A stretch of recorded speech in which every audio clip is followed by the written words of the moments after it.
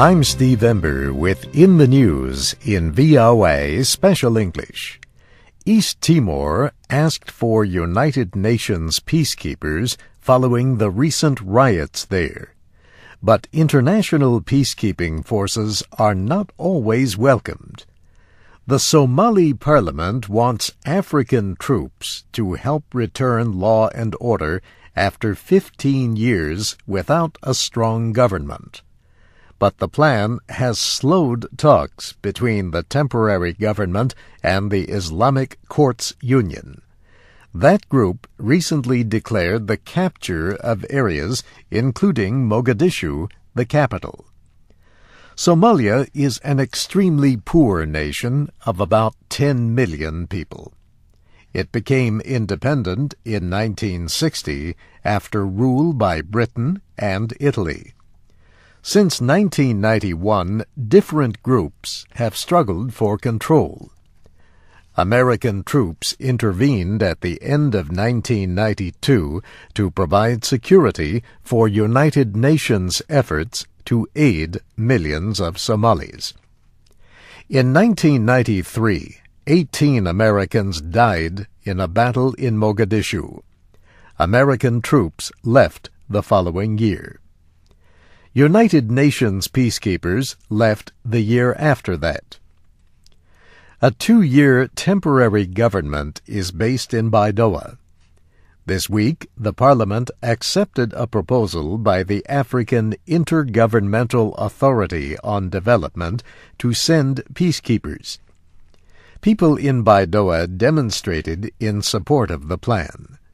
But protests included a march Friday in Mogadishu by several thousand people organized by the Islamic Courts Union.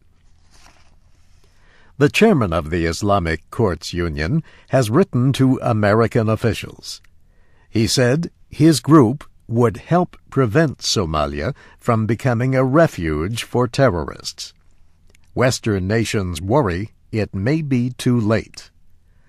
Foreign governments are believed to be helping warlords who oppose the group.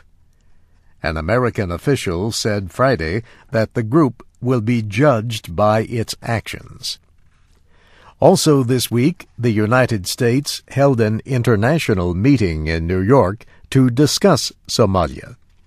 And United Nations officials said as many as 2 million Somalis need food aid.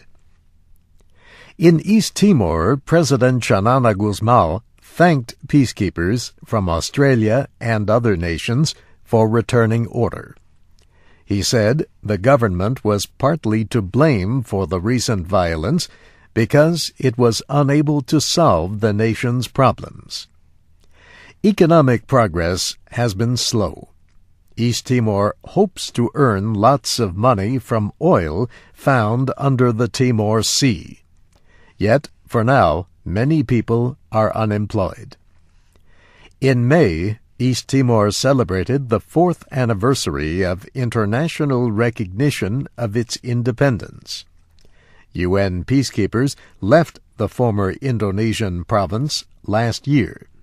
Now, East Timor wants them back. The violence involved different groups of East Timorese. At least 30 people were killed. 100,000 fled their homes.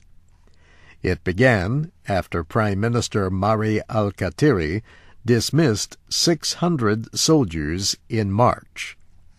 They were protesting what they said was unfair treatment of soldiers from the western side of East Timor.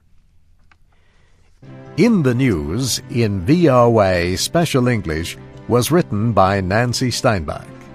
I'm Steve Ember.